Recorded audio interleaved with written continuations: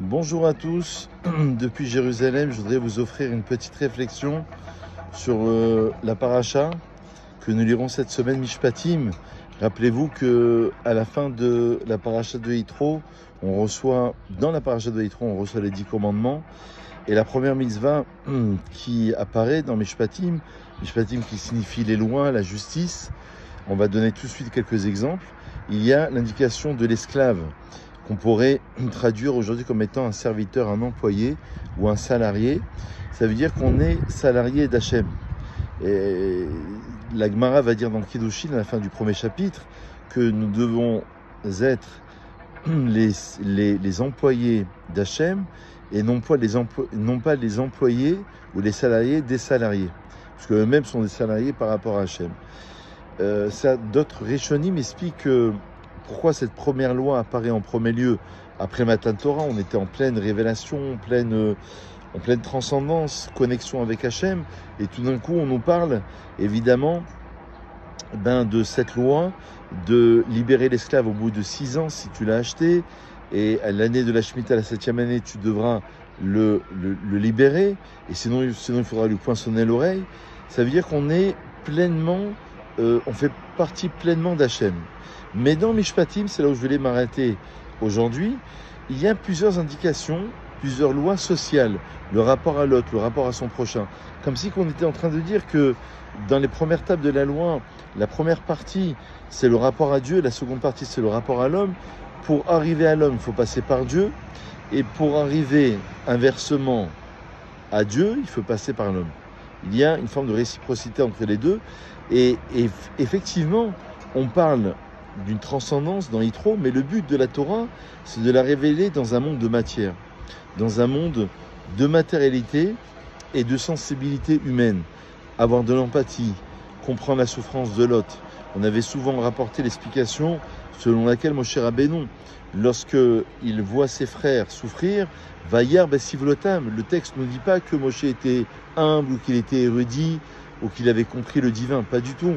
La première indication du texte dans Shemot, c'est de nous dire qu'il a compris la souffrance. Or, comprendre la souffrance de l'autre, c'est comprendre aussi, c'est une des lois de la paracha de Mishpatim, l'interdiction d'affliger la veuve ou l'orphelin. Dieu enjoint au Beth Din, aussi bien qu'aux particuliers, de ne pas infliger la moindre peine à une veuve ou à un orphelin. C'est une des lois qui apparaît dans la paracha de Mishpatim. Comme on l'a expliqué à l'instant, le but de cette Torah, c'est de la révéler dans un monde de matière, dans le souci du rapport à l'autre. Hachem dit, c'est écrit dans le Talmud, une femme à laquelle on a fait du tort peut se plaindre à son mari, et le fils que l'on oppresse appelle son père à son secours. Mais une veuve et un orphelin n'ont personne pour les défendre. Aussi crie-t-il vers moi. Veshamarti ki Hanun Ani, le texte dit dans la Torah de cette semaine, et Dieu dit, j'entendrai car je suis Hanun, j'ai cette grâce et en quelque sorte cette pitié vis-à-vis de cette veuve et de cet orphelin, et le texte dans la Torah nous dit, je vengerai le moindre de leurs cris, ma fureur s'embrasera, et dans ma colère je retiendrai les pluies, vous serez châtiés par le glaive, la peste et l'exil. Elles ne pourront pas se remarier car la disparition de leur mari ne sera jamais tenue pour certaines, et pour cette raison, leurs enfants ne pourront jamais hériter des biens de leur père. Dieu, dans cette mitzvah, qui apparaît dans cette paracha de Mishpatim suite aux 10 commandements, veut que nous croissions en bonté et en miséricorde. Il nous a dès lors interdit de discriminer les veuves et les orphelins en raison de leur position de faiblesse. La Gemara nous dit dans Ketubot que Jérusalem, me trouvant à Jérusalem, peut-être qu'on comprend encore mieux ce sens-là, à Jérusalem n'a été détruite que lorsque le Bedin a perverti le jugement des veuves et des orphelins. C'est terrible.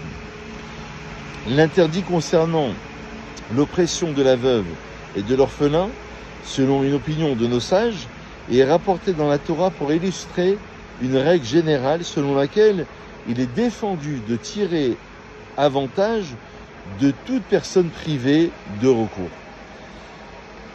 Dans cette paracha, on va voir qu'il y a de nombreuses lois traitant du rapport social, du rapport à l'autre.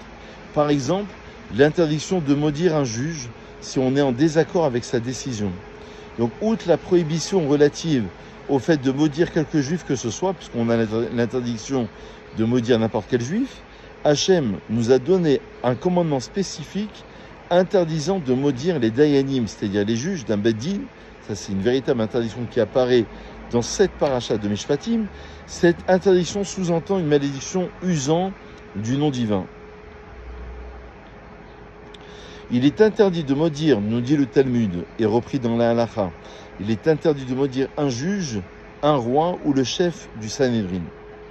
Une note des autres lois qui apparaissent dans cette paracha, toujours dans le rapport social, un juge a l'interdiction d'écouter les arguments de l'un des plaideurs en l'absence de l'autre. Ça veut dire que si je suis juge et que Shimon vient avant Réhouven, j'ai l'interdiction de l'entendre. Je pourrais me laisser influencer par Shimon.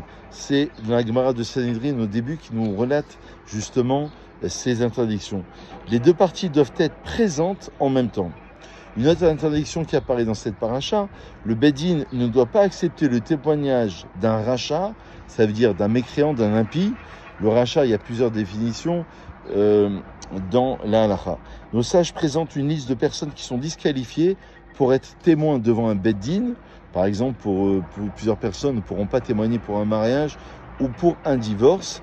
Le verdict est prononcé conformément au vote majoritaire des juges. Rappelez-vous qu'il y avait 71 juges et il fallait toujours obtenir une majorité. Une autre interdiction qui apparaît dans cette paracha, afin d'être sûr que les votes ne vont pas se répartir entre deux parties égales, le nombre des juges siégeant au Beddin doit toujours être impair. Il y avait le grand Beddin, 70 sages, il y avait le Beddin 23, composé de 23, donc toujours une majorité de 12 par rapport à 11 pour condamner. Et ça, c'était le jugement concernant la peine de mort. Et le Beddin de Diné Mamonot Bishlosha, c'est la première Mishnah de Sanhédrin qui évoque l'idée selon laquelle lorsqu'on va gérer les affaires financières, un différend, un conflit entre l'homme et son prochain, suffit de 3 dayanim. Un juge n'est pas autorisé à fonder son opinion sur celle d'un juge ayant une autorité supérieure à la sienne ou sur celle d'une majorité de juges en pensant leur conclusion était certainement juste. Il est demandé à chaque juge de clarifier le cas dans son propre esprit et de trancher en vérité, même si sa conclusion est à l'opposé de celle de la majorité. Il y a aussi la mise en garde dans cette paracha contre les fausses déclarations. La Torah va nous dire, mais Devar Sheker Tichak, éloigne-toi du mensonge. Ce commandement s'adresse à tout juif, il l'avertit de ne s'engager dans aucune espèce de mensonge ou de fraude, car le sceau d'Hachem est vérité. Pratamo shel HaKadosh Baruch Hu, Emet, le sceau d'Hachem, c'est le sceau de la vérité. Si un juge ou un témoin est conscient, écoutez bien cette halakha, de la malhonnêteté de l'un de ses collègues, il doit refuser de traiter un cas avec lui, même si toute la procédure est en conformité avec la halakha. Ou alors, si l'une des parties se présente devant la cour élégamment vêtue, tandis que l'autre est en nayon, donc c'est-à-dire qu'il est très mal habillé, on ordonne que toutes les deux soient revêtues d'un habit semblable afin de ne pas influencer le juge. Évidemment, si on voit le riche arriver face au pauvre, on risquerait de se laisser influencer par le riche et malheureusement, ça risquerait de condamner le pauvre. Le Beddin ne doit pas exécuter un innocent. Le Beddin, c'est le tribunal rabbinique, est mis en garde de Venaki, Vetzadik, Altaharog, c'est-à-dire ne met pas à mort l'innocent et le juste. Par exemple, dans cette interdiction, il est interdit d'exécuter un jugement fondé sur des preuves circonstancielles, même si la preuve apparaît indubitable. Le jugement de la Torah ne peut être rendu que sur le fondement du témoignage de 2 personnes ayant elles-mêmes observé les faits. Il ne suffit pas d'avoir entendu, il faut absolument avoir vu, avoir été présent et de ne pas avoir des préjugés sur ces différentes personnes. Il y aura les 4 peines capitales qui seront évoquées dans cette paracha. Évidemment, il y aura tout un chapitre de Talmud dans la Gemara de Sanhedrin. Et bien sûr, qu'il y a une interdiction majeure dans cette paracha, c'est l'interdiction d'accepter un présent corrupteur quel qu'il soit. La Torah met en garde le juge, ve shochad altikar, c'est-à-dire n'accepte pas de présent corrupteur. Il est interdit au juge d'accepter un cadeau de l'une des parties, il a l'obligation de le refuser, même si le présent a été offert alors que la partie savait qu'il jugerait en vérité, et même si le juge a la ferme intention de juger le cas avec droiture en dépit du présent. Nos sages ont l'extrême scrupule de ne pas devenir juges dans des procès où ils suspectent de pouvoir être influencés. Par exemple, il y a plusieurs exemples qui sont relatés ici. L'interdiction concernant le mélange de viande et de lait apparaît aussi dans cette paracha. Et Hachem annonce à Moshe enfin qu'un ange les conduira lorsqu'ils seront dans le désert. Et à la fin de la paracha de Mishpatim, il y aura tous les autres événements survenus avant Matan Torah. Dans cette paracha, je vais aussi vous relater qu'il y a plusieurs autres interdictions. Le châtiment réservé, par exemple, à celui qui frappe ou maudit ses parents, c'est terrible. Les lois concernant la servante juive, on en a un petit peu parlé tout à l'heure. Le châtiment réservé aux meurtriers. Et un dernier point, c'est évidemment les compensations dues pour différents types de dommages.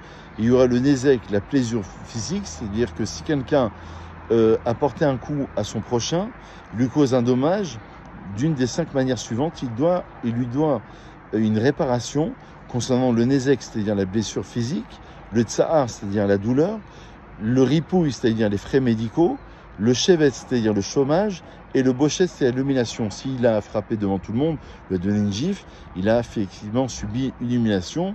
Et donc, ici, la Gemara, toujours dans Sanhedrin, dans Baba Messiah, je crois, va nous évoquer justement ces différents cas de dommages et intérêts.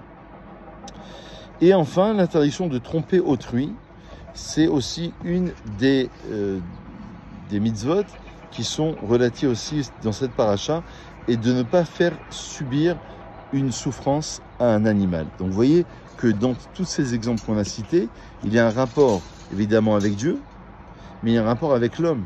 Il faudra que l'homme arrive à se travailler, arrive à évoluer avec son prochain, respecter son prochain, pour justement être en relation avec Hachem.